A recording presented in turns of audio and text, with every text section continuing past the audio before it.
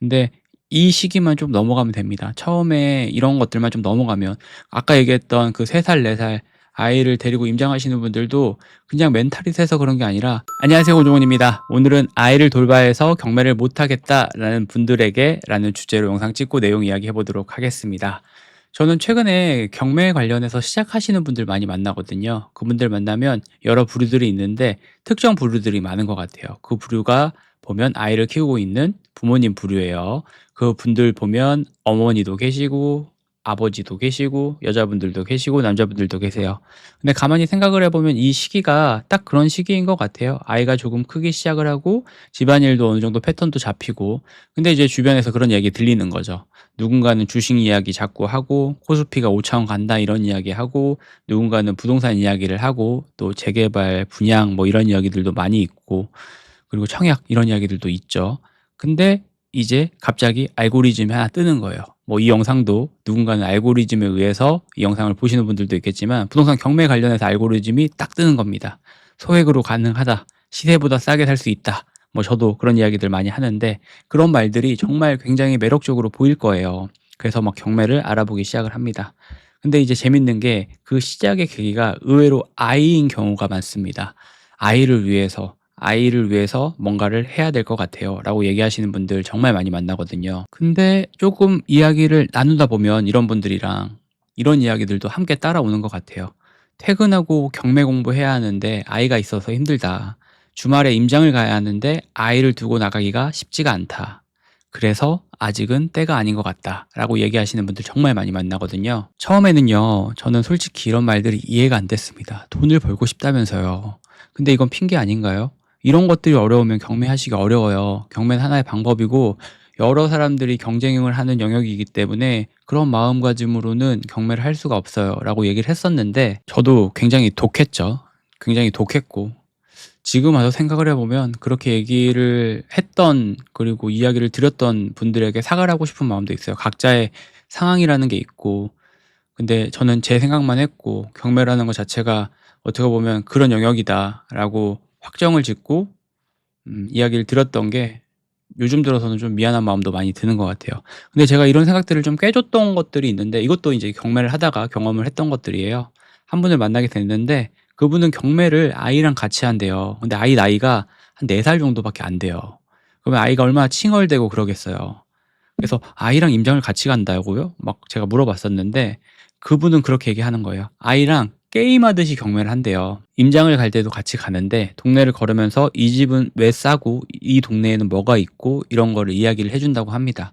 부루마블, 우리 그 게임 있잖아요. 부루마블 하듯이 그런 이야기들을 계속 어머니가 해 주신다라고 하는데, 솔직히 3 살, 4살 아이가 뭘 알겠습니까? 그냥 집에 가서 쉬고 싶고 다른 친구들이랑 놀고 싶고 이렇겠죠. 근데 그분께서 이야기하는 게 이 아이에게 알게 하고 싶은 게 아니라 보게 해 주고 싶다라는 거예요. 자기가 이 현장에 나와서 고민하는 모습, 어떻게 보면 일하는 모습이잖아요. 저희 어렸을 때 보면 아버지, 어머니 일하시는 거 눈으로 직접 볼 수는 없었지만 이분은 이제 그런 것들을 아이와 함께 게임하듯이 자연스럽게 보여주고 싶다라는 거죠. 자기가 고민하는 모습도 보여주고, 그리고 사람 만나서 질문하는 모습들도 보여주고, 결정을 앞두고 망설이는 모습들도 솔직하게 가감하게 보여준다는 거예요. 그런 것들을 보여주면서 어리지만 계속 그런 과정을 보여주면서 이렇게 이야기를 한다고 해요. 아까도 얘기했다시피 이건 게임이고 부루마블이고 이거는 자본주의를 살아가는 하나의 가정이다. 뭐 이런 식으로 계속 얘기를 해 주신다고 하더라고요. 그런 얘기를 듣고 이제 경매장을 제가 자주 다니니까 부동산, 법원, 경매장 가면 그런 분들도 많이 만납니다. 아이 데리고 오신 분들도 있거든요. 많진 않지만 그런 분들 보면은 똑같아요. 이 아이가 뭘 알겠습니까? 그냥 집에 가서 쉬고 싶고 맛있는 거 먹고 싶고 그냥 재밌는 거 보고 싶고 그렇지만 뭘 자꾸 설명을 해 주시더라고요. "여기에는 이제 경매 물건들이 게시하는 곳이야. 그리고 여기는 경매를 진행하는 곳이야. 그리고 이런 물건들이 나오고 경매로 어떤 물건들이 나오고." 이런 것들을 하나하나 차근차근 설명을 해 주시더라고요. 그래서 제가 그런 것들을 옆에서 보게 됐는데 음 좀 많은 생각이 그때 들었던 것 같습니다. 좀 인상적이었던 것 같아요. 아이도 잘 모르죠. 어떻게 알아요. 이게 나이가 있는 사람들도 어려운 게 부동산 경매인데.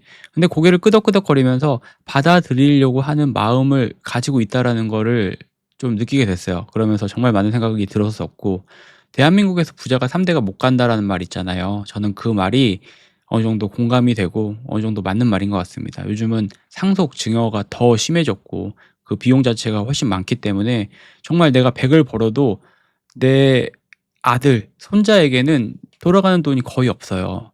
근데 좀 역설적으로 생각을 해 보면 '돈이 아니라 다른 것들을 물려줄 수 있지 않을까? 내가 했던 경험들 그리고 우리가 하는 교육들 이런 것들을 물려준다.'라고 생각을 했을 때는 그런 것들이 어떻게 부의 대물림 뭐 책에 많이 나오잖아요, 그런 얘기들. '그런 것들이 아닐까.'라는 생각을 했던 것 같습니다. 요즘 부모님들 보면 그리고 저 때도 부모님들 많이 얘기했었고 저도 무의식적으로 그런 이야기들을 하는 사람들을 많이 봤던 것 같아요. "아이는 나랑 다르고 아이는 내가 하지 못한 걸 하고 그리고 아이는 고생을 안 해 봤으면 좋겠어."라고 얘기하시는 분들 정말 많아요. 이건 저는 틀린 말은 절대 아니라고 생각하고 있거든요. 그리고 그분들이 그렇게 얘기하는 것도 공감을 하고 있고요. 근데 한 발 여기서 더 나가 보면 나는 그런 아이에게 그렇게 얘기하는 아이에게 '어떤 모습을 보여주고 있지?'라는 생각을 좀 해 보면 좋을 것 같아요. 아이가 보기에는 부모는 맨날 변명하고 맨날 힘들다고 하고 맨날 뭔가를 하겠다라고 해서 포기하는 모습을 보여주면 그게 아이를 위한 희생일까요? 저는 그런 생각도 해 봐요. 그래서 경매 얘기하다가 뭐 좀 길이 샜는데 경매를 하려면 저는 똑같다고 생각합니다. 경매를 하려면 시간이 좀 필요하고요. 공부를 해야 하고요. 그리고 임장도 가야 하고요. 사람도 만나야 돼요. 그 과정에서 "아이 때문에 어렵다."라는 말은 저는 충분히 공감을 합니다. 정말 쉽지 않아요. 이거는 본인이 아니기 때문에 그 제3 자가 왈가왈부할 수 있는 이야기는 아니라고 생각해요. 정말 어렵다는 거 알지만 경매를 한번 해 보고 싶은데 "아이 때문에"라는 말은 저는 좀 핑계가 될 수 있다고 생각을 합니다, 조심스럽지만. 그리고 이 영상을 보시는 분들은 아무래도 경매에 관심이 있고 경매를 그래도 해 보고 싶고 경매를 지금 하고 있는데 조금 어려움을 겪고 있으신 분들이잖아요. 근데 이 시기만 좀 넘어가면 됩니다. 처음에 이런 것들만 좀 넘어가면 아까 얘기했던 그 3 살, 4살 아이를 데리고 임장하시는 분들도 그냥 멘탈이 세서 그런 게 아니라 경매로 돈을 벌어봤기 때문에 아이를 계속 데리고 나가는 거예요.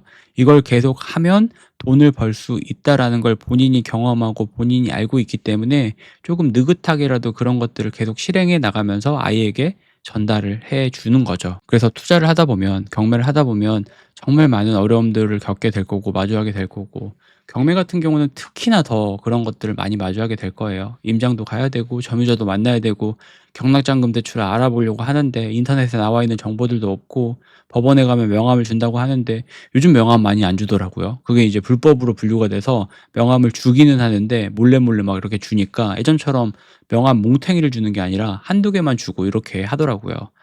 이제 경락잔금 알아봐야 되는데 그런 것들 정보도 적고 시간도 안 맞고 그리고 회사에서는 눈치 주고 내가 이날 딱 뭘 하려고 했는데 여러 가지 집안일이나 뭐 사정 때문에 못 하게 되는 경우들도 많고 정말 하지 말아야 되는 이유들은 100 개, 1000개 아이뿐만이 아니라 정말 많이 생길 겁니다. 근데 그런 것들을 잘 이겨내야지 경매를 할 수 있는 것 같아요. 제가 정말 오늘은 좀 주제에 넘은 얘기일 수도 있고 그분들이 이야기를 듣는 분들이 어떤 상황인지도 모르지만 다 각자의 상황들 속에서 경매 저도 어제 이제 법원 갔다 오면서 항상 느끼는 거는 거기는 공정해요. 어떤 상황이고 어떤 사정이 있는지는 그들은 별로 알고 싶지 않아요. 우리가 정해져 있는 물건을 보고 우리가 봤던 것들을 가지고 입찰가를 쓰고 입찰하는 방식이 부동산 경매이기 때문에 다른 것들은 조금 여유롭게 마음을 쓰고 마음을 내려놓더라도 '부동산 경매를 해야겠다.'라고 생각하고 부동산 경매를 하는 이 순간만큼은 조금 더 마음을 탄탄하게 먹고 좀 독하게 마음을 먹어야 부동산 경매로 돈을 벌 수 있는 것 같습니다. 그래서 시작하려고 하시는 분들은 누구나 겪는 거다. 그리고 아이가 있다라고 하시는 분들 같은 경우는 같이 내가 경험했던 것들을 좀 공유를 해 주는 시간을 많이 갖자. 이건 꼭 아이뿐만이 아니라 나를 반대하는 부모님, 나를 반대하는 친구, 나를 반대하는 와이프, 가족이 될 수도 있습니다.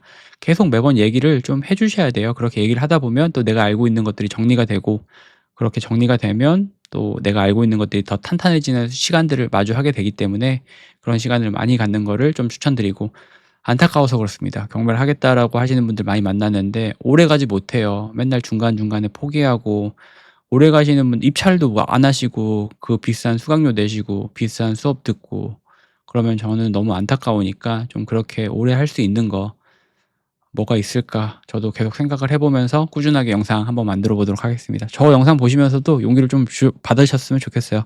'야 저 사람은 진짜 맨날 저 경매 얘기하지만 꾸준히는 한다. 아직도 하네.' 이런 것들이 또 작지만 누군가한테 도움이 되고 용기가 되셨으면 좋겠습니다. 오늘 여기까지 하겠습니다.